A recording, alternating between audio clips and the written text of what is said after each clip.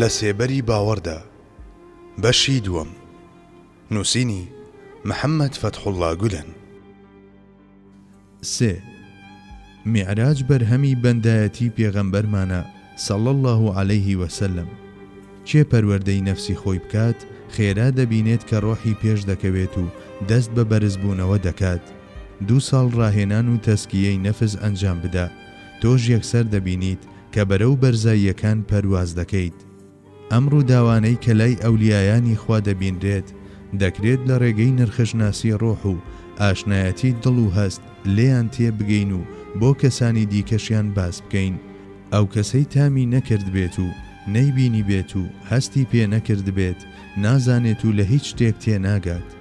ئەگەر بابەتی بەرزبوونەوە و بەروبوومەکانی وڕێنە و شتانێکی خەیاڵی بن، ئەوا دەبێت لە کەسێکی ناو مەیخانە یان بتخانەشدا ببینرێت. بەڵام لە ڕاستیدا ئەم شتانە بریتین لە ئیحسان و نەخشینی خوای گەورە لە دەرەنجامی عیبادەتێکی چڕوپڕ، وەلێ هەوڵدان بۆ پێوانی ئەم بەرزبوونەوەیە بە یارمەتی یاساکانی فیزیا بە پێوانەکردنی عوقبا و غەیب و ئاخیرەت بە پێوەرەکانی ئەم دنیاە دەچێت. قەت بینراوە تەرازووی فەردەی ئاردیانجۆ ئاڵتون و ئەڵماز بکێشێت. 4. پێغەمبەرانی پێش حەزرەتی محەممەدیش عەلەیهیم السەلام موعجیزەیان نیشانداوە و ئەمەش لای جوولەکە و مەسیحیەکان شتێکی قبول کراوە، کەواتە ڕوودانی هەمان شت لای پێغەمبەرێکی دیکە هیچ ڕێگرێکی لە بەردەمدا نییە. بە گوێرەی بیر و باوەڕی ئەو جوولەکە و مەسیحیانەی کە لەمڕۆدا شۆڕشیان لە بواری شارستانیەتی و زانستدا ئەنجام داوە، حەزرەتی عیسا بەرەو ئاسمان بەرز بووەتەوە و حەزرەتی موسا لە چێوی توور لەگەڵ خوای گەورە قسەی کردووە. ئێمەش باوەڕمان بەمانە هەیە. ئیدی بۆ بەندەیەکی دیکە بۆچی هەمان ئەم موعجیزانە یان هاوشێوەکانیان ڕوو نەدات؟ 5. بەدیهاتنی حەزرەتی ئادەم و حەوا و حەزرەتی عیسا بابەتێکە هۆکار و یاساکان دەبەزێنێت و موعجیزەیەکی وایە کە بە پێوەرە زانستیەکان ڕوون ناکرێتەوە. لەو ڕووداوانەدا کە ناتوانین لە ڕێگەی زانست و هۆکارەکانەوە تەفسیریان بکەین، جگە لە تەسلیم بوون بە ڕوونکردنەوەکانی خوا و پێغەمبەرەکەی چ ڕێگەیەکی ترمان لە بەردەمدایە؟ ئادەم و حەوا بێدایک و باوک و حەزرەتی عیساش بەبێ باوک لەدایک بوو. لە بەدیهاتنی حەزرەتی ئادەمدا نەتۆ و هەیە نەهێلکە توخمە جۆرا و جۆرەکانی سەر ڕووی زەوی کۆکراونەتەوە و لەم هەوێنە گیراوەیەکی پرۆتین پێکێنراوە و پاشان پەیکەری ئێسقانەکەی لێ دروست کراوە. حەزرەتی حەواش لە بەرخاتری حیکمەتێک لە پارچەیەک و هەوێنێک کە لە حەزرەتی ئادەمەوە وەرگیراوە بەدی هێنراوە. ئەمەش جگە لە موعجیزە هیچی دیکە نییە. هەوڵدان بۆ ڕوونکردنەوەی هەموو شتێک بە زانست و دابڕینی ناوی ئەفسانە بەسەر هەموو ئەو شتانەدا کە زانست ناتوانێت ڕاوەیان بکات، لە ڕاستیدا بە ئەفسانەکردنی زانستە. لەم دنیاەدا چەندین ڕووداو هەن کە زانست ناتوانێت تەفسیریان بۆ بکات. بۆ نمونە هێندیەک ژیانی لە نێو شیش و دڕک و ئاگردا بەسەر دەبات و شیش دەکات بە ناوەڕاستی زمانیدا و دڵۆپێک خوێنی لێنایەت، یان بە چەقۆ دەیبڕێت و دواتر پێوەی دەنێتەوە و هیچ شوێنەوارێکیشی پێوە دیار نابێت. ئایا ئەمانە بە چ دەستورێکی زانستی تەفسیر دەکرێن لە کاتێکدا ئەمانە هیچ چیشیان موعجیزە نین؟ 6. ئەو ڕووداوانەی کە ڕۆژانە لە بەرچاومان ڕوودەدەن و پێیان دەڵێن شتانی ئاسایی، ئەگەر بە وردی سەرنجیان لێ بدەین ڕوبەڕووی چەندەها حاڵەتی وا دەبینەوە کە زانست ناتوانێت تیشتیان بخاتە سەر. ئەمە لە کاتێکدا ئێمە لێرەدا باسی موعجیزە دەکەین. 7. بە موعجیزەکان دەڵێین ڕووداوە دەراساکان. ئەدی لە کاروبارەکانی ڕۆژانەماندا شتانی نائاسایی و دەراسا بوونیان نییە؟ هاتنە دنیای کەسێک بە بێدایک و باوک نائاساییە، بەڵام دروستبوونی مرۆڤێکی 100 تریلیۆن خانەیی کە خاوەنی ڕۆح و ژیانە و دەبینێت و دەزانێت و قسە دەکات و بیر دەکاتەوە لە دڵۆپە ئاوێکی سادە و ساکار و نەبینرا و پاشگەشتێکی ڕاز ئامێز و بەستنی هاوڕێیەتی لەگەڵ هێلکەیەکدا شتێکی سەیر و سەمەرە و نائاسایی نییە؟ بەڵام ئێمە لەبەر ئەوەی ڕاهاتوین و پەردەی ئولفەتمان بەسەر چاوماندا داداوەتەوە، ئەم ڕووداوە نائاسایی و دەراسایانە بەشتانی ئاسایی دەبینین، چونکە میکانیزمی بیرکردنەوە و هەڵسەنگاندنی خۆمان هەمیشە بە گوێرەی پەیوەندی نێوان هۆکار ئەنجام و کاریگەری یاساکان قورمیش کردووە.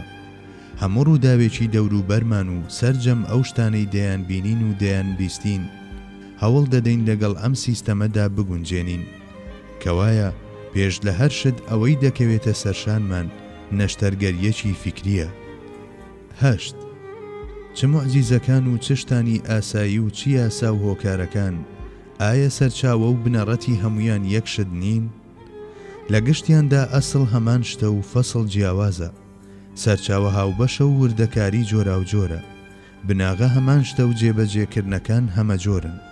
پاشان لە بنەڕەتدا جیاوازیەکی وا لە نێوان بەدیهاتنی حەزرەتی ئادەم و دروستبوونی ئێمەدا نییە.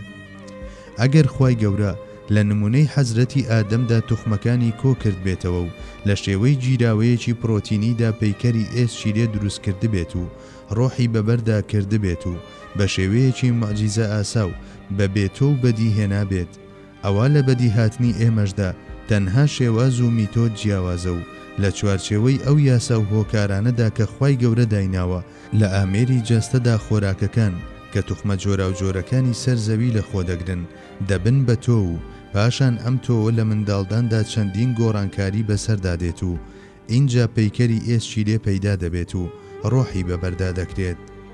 ئایا ئێمەش بە جۆرێکی موعجیزە ئاسا بەدی ناهێنرین؟ ئەسڵ و بەدیهێنەر هاوبەشە، بەڵام لە جێبەجێکردندا هەندێک هۆکار و یاسا دەبن بە پەردە، جیاوازیەکە تەنها ئەمەندەیە. 9. فوکردن بە ڕۆحدا ئەسڵە و لەمەدا هیچ جیاوازیەک نییە، ئەوەی دەگۆڕێت تەنها خاسیەتەکانی تایبەت بە جەستەیە. ئەگەر ئەم پرۆسەی بەدیهێنانە لە ژێرچەتری هۆکارەکاندا ڕوو بدات بە ئاسایی ناوی دەبین و ئەگەر لەسەر و هۆکارەکانەوە جێبەجێ ببێت بە موعجیزە ناوزەدی دەکەین. 10. هێزەکانی وەک کاتیش لە گەردووندا گوێرەین، هەروەک چرکە ژمێر و خولەک ژمێر و سەعات ژمێر پەنجە بۆ کاتێکی دیکەی جیاواز لە خۆیان درێژ دەکەن، هەروەها هەروەک کات لە دنیا و مانگ و هەسارەکانی دیکەدا گوێرەیە، بە هەمان جۆر توانە و هێزەکانیش گوێرەین. لێرەدا بەبیرتان دەهێنینەوە کە لە ژێر ڕۆشنایی دوایین لێکۆڵینەوەکاندا باس لە بوونی پێنجەم و شەشەم هێزی گەردوونی دەکرێت. هەروەک چۆن لە نێوان مرۆڤەکاندا جیاوازی لە هێزدا هەیە، بە هەمان شێوە لە نێوان بوونەوەرە ژێرمرۆیی و بانمرۆییەکانیشدا جیاوازی لە نێوان هێز و تواناگوێرەییەکانیاندا هەیە. بۆ نمونە بازنەی هێزی جنۆکە و فریشتەکان لە چەند بوارێکی دیاریکراودا لە هی ئێمە زۆر فراوانترە. لە کاتێکدا ئێمە ناتوانین 100 کیلۆ هەڵبگرین، جنۆکەکان یاری بە چەندین تەن قورسایی دەکەن. و ئەوەش حەقیقەتە کە هەندێک مەلائیکەت ئەرچیان پاراستنی هاوسەنجی هێزی ڕاکێشانی زەویە. ئەمە سەبارەت بە ئێمە ڕووداوێکی موعجیزە ئاسا و نائاساییە. توانای دەرکەوتنی فریشتەکانیش لە چەندین شوێنی جۆرا و جۆردا و لە هەمان کاتدا هەمان جۆرە. لەلایەکی دیکەوە بوونەوەری وایشان کە توانا و هێزیان زۆر لە هی ئێمە کەمترە. بۆ نمونە ئەو کارەی کە 100 مێرو لە پێکەوە لە ساڵێکدا ئەنجامی دەدەن تاکە کەسێک دەتوانێت لە خولەکێکدا تێکی بدات و ڕێکیشی بخاتەوە. ئەمەش سەبارەت بە مێرولەکان وەک موعجیزە وایە. بەڵێ، خوای گەورە لەسەر و گشت هێز و تواناکانەوەیە و سەبارەت بە ئەو شتێکی وەک توانین و نەتوانین لە گۆڕێدا نییە و لە دەرەنجامیشدا لە بەرامبەریەوە گەردیلە و گۆی زەوی یەکسانن. و لەبەر ئەوەی شتێک نییە لای خوای گەورە بە ناوی نائاسایی، ئەوە ئەگەر بیەوێت لە سەردەستی یەکێک لە بەندەکانی شتێک بەدی دەهێنێت کە سەبارەت بە ئێمە موعجیزەیە و ئەگەر بشخوازێت شتێک دروست دەکات کە لای ئێمە ئاساییە.